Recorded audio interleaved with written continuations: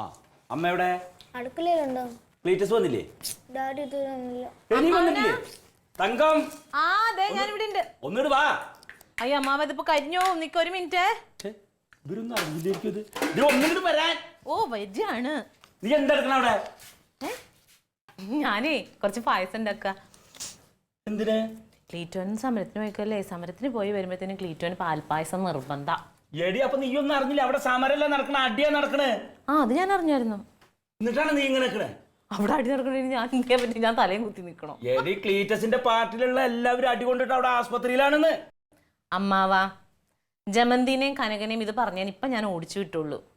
നിങ്ങളോടൊക്കെ ഞാൻ ഈ മലയാളത്തിലല്ലേ പറയണത്, ക്ലീറ്റോനൊന്നും പറ്റില്ലാന്ന്.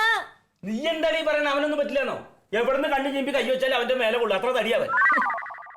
അമ്മാവാ സാധാരണ ഒരു പ്രവർത്തകനെ പോലെയാണോ ക്ലീറ്റോ? പിന്നെ ക്ലീറ്റോ ഒരു പാർട്ടിയുടെ തലമുതിർന്ന നേതാവാണ്. ക്ലീറ്റോനെ അങ്ങനെ തൊടാനൊന്നും പറ്റില്ല ആർക്കും. പാർട്ടി തലമൂത്ത നേതാവ് 4-3 ഏഴാളുള്ള ഈർക്കല പാർട്ടിയോ? എടി അവര് സമരം നടത്തുമ്പോ കൂടി നിന്ന നാട്ടുകാർ അവരൊക്കെ എത്ര ഉണ്ടറിയോ? പോലീസുകാരുടെ ഇടയിൽ ഇവരെ കാണാനില്ല.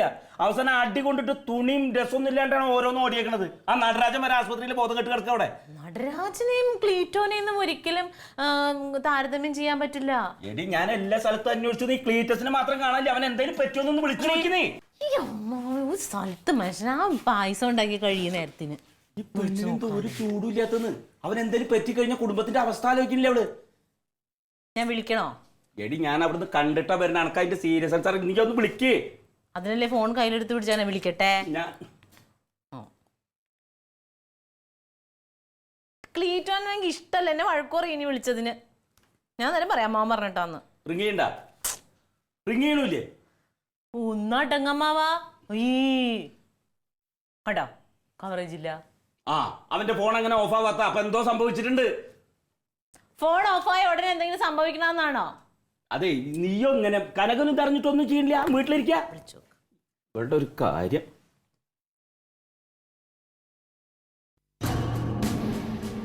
ആ കണ്ട സ്വിച്ച് ഓഫാ. ഫോണിന് എന്തോ പറ്റിയിട്ടുണ്ട്. എടി കനകനോട് ചോദിക്കാം, അവനിങ്ങനെ വീട്ടിൽ വെറുതെ ഇരിക്കുക. അല്ല അമ്മാവ ഇങ്ങോട്ട് വരാൻ. Switch off. കനക കനക കനക, ആ ഇതൊന്നും വന്ന. ആ അമ്മാവനെപ്പോ വന്നു? ഞാൻ കുറച്ചേരം, ഞാൻ വന്നപ്പോ നിങ്ങളെവിടെ കണ്ടില്ല, നേരെ അങ്ങോട്ട് പോയി. ഈ എന്താ ഇവിടെ നിൽക്കണ്? ഈ കാര്യം അറിഞ്ഞില്ലേ? എന്ത് കാര്യം? എടാ ടൗണിൽ അടി നടക്കണോന്ന്. ആ അടി നടക്കണ കാര്യം ഞാൻ അറിഞ്ഞു. എന്നിട്ട് പിന്നെ ഇവിടെ ഇങ്ങനെ നിൽക്കുക. എടാ ക്ലീറ്റസ് ഇല്ലേ, നമുക്ക് പോയോക്കണ്ടേ? ക്ലീറ്റസ്? ഈ അമ്മാവൻ അവിടെ ഇരുന്നിട്ട് സമാധാനം തന്നെ ഇല്ലടാ. ക്ലീറ്റസ് അതിലൊന്നും ഉണ്ടാവില്ല. അവൻ നേതാവല്ലേ, അവൻ അതിന് നേതൃത്വം കൊടുക്കേയുള്ളൂ. അല്ല വേണമെങ്കിൽ ഒന്ന് പോയി അന്വേഷിച്ചോ? അവിടെ പോണ്ട കാര്യമൊന്നുമില്ല. പെണ്ണിന് ഒരു ഗൗരവവും ഇല്ല. എടി ക്ലീറ്റസ് ആണ് അവിടെ പോയേക്കണ്. അമ്മാവ ക്ലീറ്റോയ്ക്ക് അടി കൊള്ളൂലെന്ന്. എടാ ആകെ 5-8 പേരുള്ളവര്, നാട്ടുകാരെല്ലാവരും കൂടി വളഞ്ഞ് എല്ലാവരും കിട്ടിയെന്നാ ഞാൻ കേട്ടത്. ഒരുപാട് ആസ്പത്രിയിൽ അവിടെ ചെന്ന് നോക്കുമ്പോ ഇവല്ലാന്ന്. ഒന്നാമത്തെ കാര്യം, ക്ലീറ്റോന് അടി കിട്ടിയ ജനം മുഴുവൻ ഇളകൂലേ? അങ്ങനെ വല്ലതും ഉണ്ടായിട്ടുണ്ടപ്പോ? അതാണ്, ക്ലീറ്റൊക്കെ എന്തെങ്കിലും സംഭവിച്ചു കഴിഞ്ഞാണ്ടല്ലോ അവന്റെ രോമത്തിൽ പോലെ ഒരു തോന്നു കഴിഞ്ഞാൽ കംപ്ലീറ്റ് ആളുകൾ ഇളകും.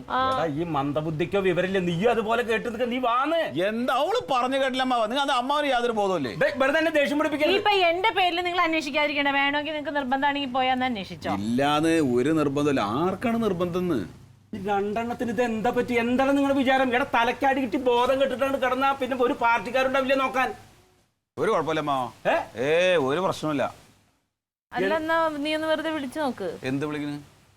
അല്ല വേണ്ട, ക്ലീറ്റോനൊന്നും പറ്റൂല അമ്മാവ. അമ്മാവൻ ആദ്യം ഒന്ന് ധൈര്യമായിട്ടിരിക്കെ, ബാക്കിയുള്ളവന്റെ ധൈര്യം കൂടി കളയാനായിട്ട്. എടി നീയൊന്നും മിണ്ടാതിരിക്കും. ബാക്കിയുള്ളവരൊക്കെ ഇങ്ങനെയുള്ളൂ, ഏത് അകരം വരെ ഓടും. ഇവൻ ഈ തടി വെച്ചിട്ട് എങ്ങോട്ട് ഓടാനാ? അത് ക്ലീറ്റോന്റെ ഓട്ടത്തിനെ പറ്റി അമ്മാവന് അറിയാൻ പാടില്ലാട്ടാ. അല്ല പിന്നെ എടാ നീയാ പോത്ത് പറഞ്ഞതിനനുസരിച്ച് എന്നെ തുള്ളുക. അമ്മാവന് എന്തറിയാം? അമ്മാവൻ ഒരു സാധാരണ മനുഷ്യനല്ലേ? അല്ലേ?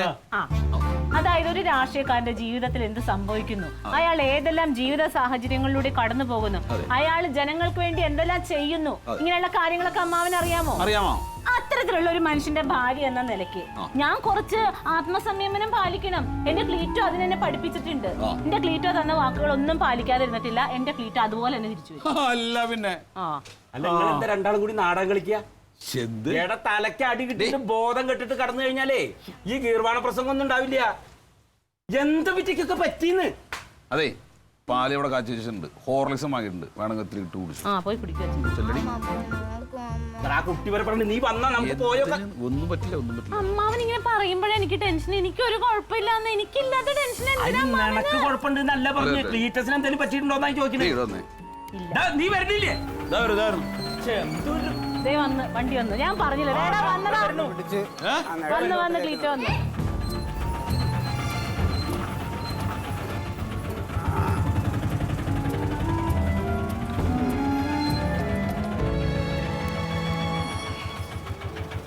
ആ വാടാ പതുക്കിറങ്ങ നോക്കിറങ്ങ.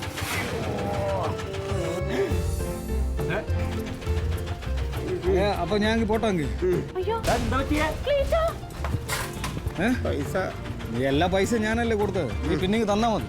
ശരി അപ്പൊ ഞാൻ പോട്ടെ, സൂക്ഷിച്ചേ. ശരി വണ്ടി എടുത്തു. അയ്യോ ക്ലീറ്റ, എന്താ ഇത്? ഇത് ശരിക്കും കിട്ടിയതാണ്? അല്ലടാ, ഇത് ഫാൻസി ഡ്രസ്സിന് ഞാൻ വേഷം കെട്ടിട്ട് വരുന്നതാ.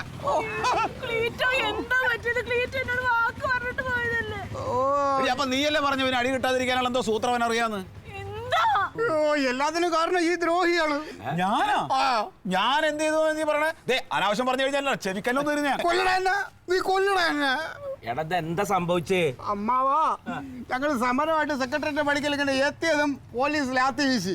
ഈവനെ കൊണ്ട് ഓടിക്കൊണ്ടിരിക്കണതിന്റെ ഇടയിൽ ഈ തെണ്ടി എന്തിനാണ് അമ്മാവ എന്നെ ഫോൺ വിളിച്ചേ?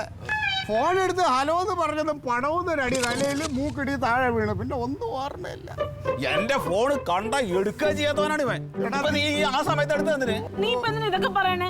നിന്നോട് ഞാൻ 100 പ്രാവശ്യം പറഞ്ഞല്ലേ വിളിക്കല്ലേ വിളിക്കല്ലേ. നീ പറഞ്ഞാ? അയ്യോ, ആ ഇനി ഒന്നും നോക്കണ്ട, വേഗം കൊണ്ടുപോയി കടത്തവിടെ.